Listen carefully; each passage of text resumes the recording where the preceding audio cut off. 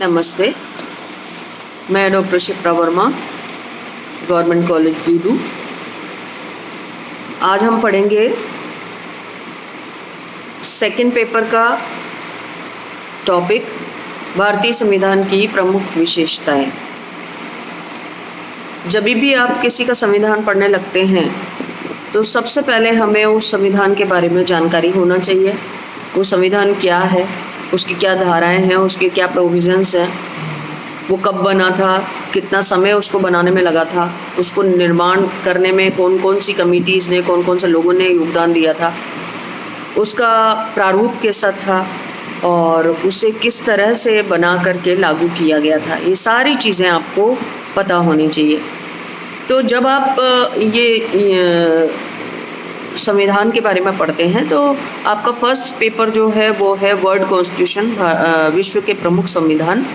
तो आपको सारे संविधानों की विशेषताएं मूल रूप से पढ़नी चाहिए, अनिवार्य रूप से पढ़नी चाहिए, क्योंकि जब आप दूसरे देशों के संविधानों के बारे में पढ़ेंगे तो आपको अपने आप एक अंतर करना आ जाएगा कि भारतीय संविधान क्या है, कैसे बना है, अमेरिका का संविधान क्या है, ब्रिटेन का संविधान क्या है, फ्रांस का संविधान क्या है, चीन का संविधान क्या है, जापान का संविधान क्या है।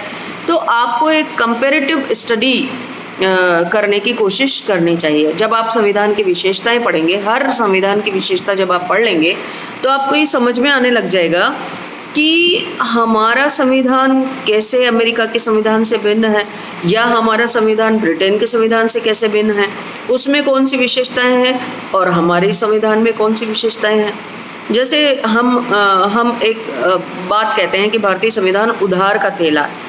उधार का थैला का मतलब ये है कि हमने अलग अलग आयरलैंड के संविधान से कुछ चीज़ें ली हैं, स्विट्ज़रलैंड के संविधान से कुछ चीज़ें ली हैं, अमेरिका के संविधान से कुछ चीज़ें ली हैं, ब्रिटेन के संविधान से कुछ लिए, माने विश्व के अन्य जो संविधान हैं, अन्य जो देश हैं, उनसे हमने बहुत सारी विशेषताएं ग्रहण करके 1935 में जब एक्ट बना 1935 का अधिनियम, तो उस अधिनियम में हमने बहुत सारी विशेषताएं ग्रहण की और उसके बाद हमने अपने संविधान का प्रारूप तैयार किया और उस संविधान को भारतीय संविधान के नाम से लागू किया गया।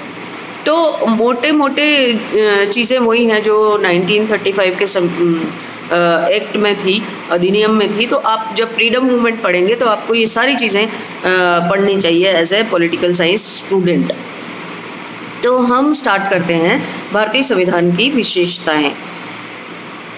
भारतीय संविधान की अपनी बहुत सारी विशेषताएं हैं जो विश्व के अन्य संविधानों से भारतीय संविधान को अलग करती हैं। यद्यपि संपूर्ण विश्व के संविधान जो हैं उनके श्रेष्ठ गुणों का समायोजन हमारे संविधान में किया गया है, लेकिन फिर भी इसको हम पूरी तरह से उधार का थैला ही नहीं कह सकते। कुछ चीज़ें हमारी अपनी भी थी और कुछ चीज़ें हमने विदेशों से ग्रहण की थी, क्योंकि हमारा जो संविधान है उसको भारतीय परिस्थितियों के, तत्कालीन परिस्थितियों के अनुकूल उसमें बहुत सारी विशेषताएं समाविष्ट की गई थी, जो आप धीरे धीरे हम एक एक करके उनकी बात करेंगे तो आपको थोड़ा सा समझ में आएगा। तो पहला संविधान की विशेषता जो है वो है इसका वृहत आकार। माने भारतीय संविधान विश्व का सबसे व्यापक संविधान माना गया है, जिसमें 395 अनुच्छेद, 8 अनुसूचियां थी। वर्तमान में कई संवैधानिक संशोधनों के पश्चात इसमें 395 अनुच्छेद, 12 अनुसूचियां हैं। इस संविधान के निर्माण में 2 वर्ष 11 महीने और 18 दिन का समय लगा था। तो आपको ये चीज़ याद रखनी चाहिए। कई बार शॉर्ट क्वेश्चन आ जाता है कि भारतीय संविधान को बनने में कितना समय लगा था, तो आपको उसका जवाब याद रखना चाहिए कि 2 वर्ष 11 महीने और 18 दिन का समय भारतीय संविधान को बनाने में लगा था।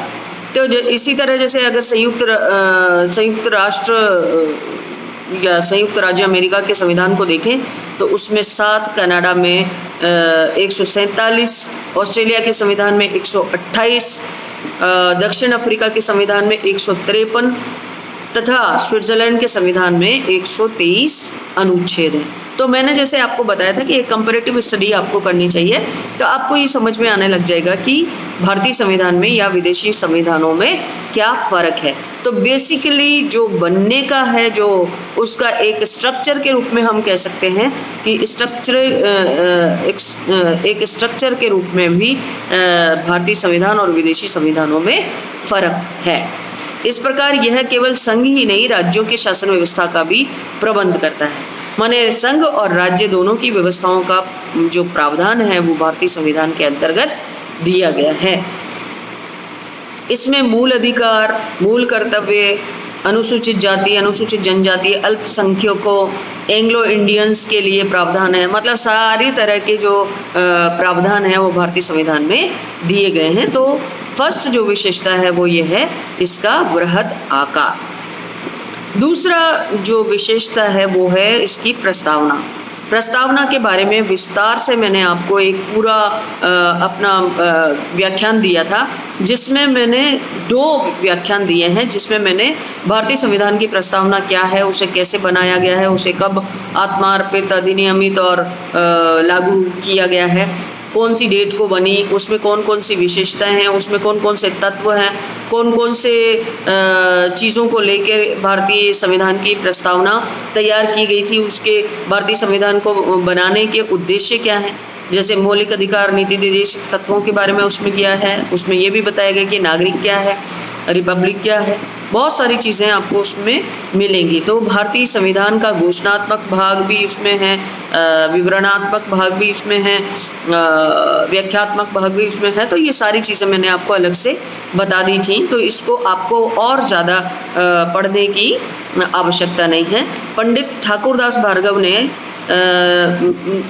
भारतीय प्रस्तावना को संविधान की आत्मा का नाम दिया है। ये एक आपको ये छोटा सा क्वेश्चन इसमें बन जाता है कि भारतीय संविधान की आत्मा प्रस्तावना को किसने कहा है, तो आपको आपका आंसर होना चाहिए पंडित ठाकुरदास भार्गव ने इसको संविधान की आत्मा बताया है।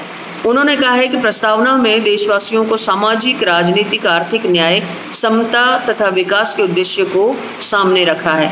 स्वतंत्रता, समानता, राष्ट्र की एकता, व्यक्ति की गरिमा तथा भ्रातृत्व भाव को सबल करने के लिए प्रतिबद्धता व्यक्त की गई है। देश के संपूर्ण प्रभुत्व संपन्न, समाजवादी, धर्मनिरपेक्ष तथा लोकतांत्रिक स्वरूप को रेखांकित करते हुए लोक कल्याणकारी राज्य का लक्ष्य सामने रखा गया है। मूल प्रस्तावना में समाजवादी, धर्मनिरपेक्ष तथा अखंडता शब्दों को 1976 में 42वें संशोधन के द्वारा जोड़ा गया था। ये भी आपको याद करने के लिए है कि ये समाजवादी, धर्मनिरपेक्ष तथा अखंडता शब्द कौन से संवैधानिक संविधान में जोड़े गए थे। ये मूल संविधान में नहीं थे, लेकिन 1976 में 42वां जो संशोधन हुआ उसमें इनको जोड़ा गया था। तो ये आपको याद करना चाहिए, क्योंकि इस पर कई बार 2-2 नंबर का क्वेश्चन आ जाता है। तीसरी जो विशेषता है वो है कि सार्वभौमिक शक्ति का निवास जनता में है। जैसे मैंने आपको बताया था कि भारतीय संविधान के बारे में कहा जाता है कि भारतीय संविधान, जैसे लोकतंत्र की परिभाषा है कि लोकतंत्र क्या है, जनता का, जनता द्वारा, जनता के लिए शासन है। तो भारतीय संविधान भी अल्टीमेटली संप्रभुता का निवास जनता में ही करता है। सारे अधिकार, सारे पावर्स जनता को दिए गए हैं। सार्वभौमिकता का मतलब ये है कि भारतीय जो राष्ट्र है, राज्य है, भारतीय संविधान है, उस पर किसी भी विदेशी देश का ताकत या नियंत्रण नहीं है। हमारा जो डिसीजन मेकिंग पावर है हमारे पास ही है। हम अपने देश की नीतियों के लिए, हम अपने देश की प्लानिंग के लिए सब तरह से स्वतंत्र हैं। हमारी विदेश नीति क्या होगी, हमारी घरेलू नीति क्या, डोमेस्टिक पॉलिसी क्या होगी, हमारा सिस्टम कैसा होगा, हमारा पुलिस प्रशासन कैसा होगा, हमारा स्थानीय प्रशासन कैसा होगा, हमारे राइट्स क्या होंगे, हमारे लोगों को क्या क्या अधिकार होंगे, वो सारी की सारी चीज़ें हम खुद डिसाइड करते हैं। हमारा संविधान में उस सब को अधिकार और शक्तियाँ प्रदान की गई हैं। तो कहने का अर्थ यह है कि यहाँ पर अल्टीमेट जो है, जैसे भारतीय संविधान की प्रस्तावना को अगर आप देखें तो भारतीय संविधान की जो प्रस्तावना है वो स्टार्ट होती है we the people of India. हम भारत के लोग इस संविधान को अंगीकृत, अधिनियमित और आत्मार्पित करते हैं। इस प्रकार की भाषा का उद्देश्य ये था कि संपूर्ण भारतवासियों को ये एहसास हो गया था कि ये देश उनका है, जहाँ वे सम्मान और अधिकार यानी कि सम्मान के साथ और अधिकार के साथ रह सकते हैं। यह देश संविधान निर्माण में प्रतिनिधियों के माध्यम से जनता की भागीदारी का प्रतीक भी कहा जा सकता है।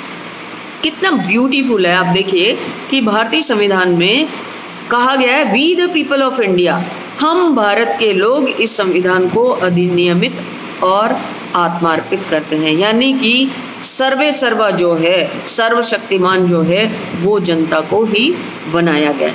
इस पर हम प्रस्तावना वाले जो व्याख्यान था उसमें काफ़ी कुछ विस्तार से चर्चा कर चुके हैं। नेक्स्ट जो विशेषता है वो है निर्मित व लिखित संविधान।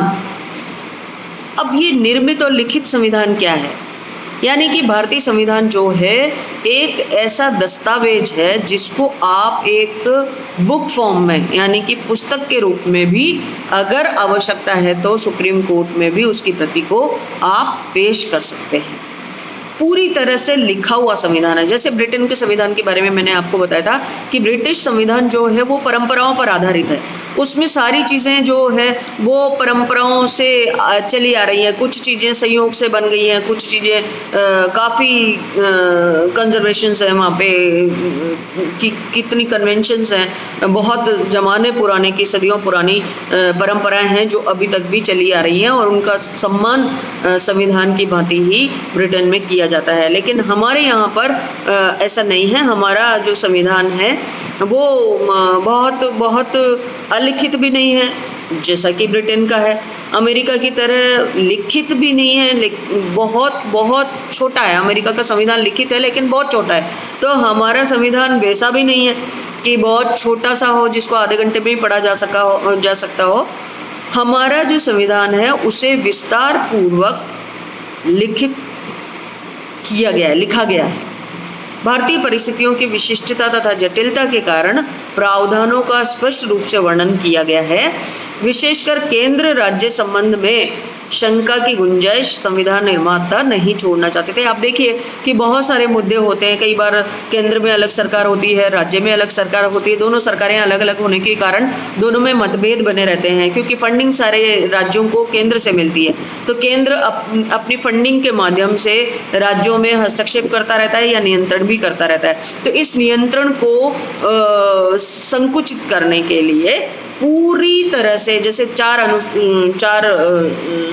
अनुसूचियां हैं, संघ सूची, राज्य सूची, संवर्ती संघ सूची, राज्य सूची, संवर्ती सूची, इस तरह से 4 सूचियां हैं जिन पर कि संघ सूची पर केंद्र का अधिकार है, राज्य सूची पर 3 हैं, राज्य सूची पर राज्यों का अधिकार है, संवर्ती सूची में ऐसे कुछ विशेष विषय हैं जो कि संघ और राज्य दोनों के लिए कंपैरेटिवली समान से ही इम्पोर्टेंस के हैं। तो उन पे अधिकार केंद्र को दिया गया है। यदि केंद्र चाहे तो उन पर कानून बना सकता है। लेकिन दोनों में अगर विवाद हो जाए, राज्य और केंद्र में, तो दोनों के विवादों की स्थिति में केंद्र द्वारा निर्मित कानून ही लागू होगा, ऐसा संविधान में कहा गया है। तो पूरी तरह से ये शक्ति का विकेंद्रीकरण केंद्र और राज्यों के मध्य में किया गया है, जिसकी वजह से इनके दोनों के संबंधों में किसी तरह का कोई गुंजाइश संविधान निर्माता नहीं छोड़ना चाहते थे कि किसी तरह का कोई मतभेद उत्पन्न हो जाए या किसी तरह का तालमेल बिगड़ जाए। तो क्योंकि तत्कालीन परिस्थितियों में आप द्वैध शासन देखेंगे तो 1909 का जो अधिनियम है उसमें द्वैध शासन आप देखेंगे तो केंद्र और राज्यों में, देशी रियासतों में बहुत सारे डिफरेंसेस आपको पढ़ने को मिलेंगे। तो आप जब उनको डीपली स्टडी करेंगे, पढ़ेंगे, तो आपको ये सारी चीज़ें समझ में आ जाएंगी। देश के एकीकरण के समय विभिन्न क्षेत्रों की विभिन्न समस्याएं थी। मानिए जैसे मैंने बताया कि फ्रीडम मूवमेंट जब चल रहा था, फ्रीडम की बात जब चल रही थी, देश आज़ाद नहीं हुआ था। 1909 का एक्ट जब आया था, जब जलियांवाला बाग का कांड हुआ था और वो सारी चीज़ें हुई थी, तो 1919 के अधिनियम में ये द्वैध शासन लागू किया गया था, जो पूरी तरह से केंद्र और राज्यों को संतुलित कर देता है। तो उन जो समस्याएं थी वो समस्याएं थोड़े थोड़े रूप में अगर हम देखें तो तब से चली आ रही हैं, अभी भी हैं। तो जैसे उनके बारे में अलग से प्रावधान किए गए हैं, जैसे जम्मू कश्मीर के बारे में अलग से प्रावधान है, नागालैंड के बारे में, मणिपुर के बारे में, मिजोरम के बारे में, केंद्र शासित प्रदेशों के बारे में, अरुणाचल प्रदेश के बारे में। तो ये कुछ विशेष प्रावधान भारतीय संविधान में रखे गए हैं इनकी क्रिटिकल पोजीशन को देखते हुए। तो आपको ये भी एक देखने को मिलता है कि भारतीय संविधान पूरी तरह से निर्मित और लिखित संविधान कहा जा सकता है।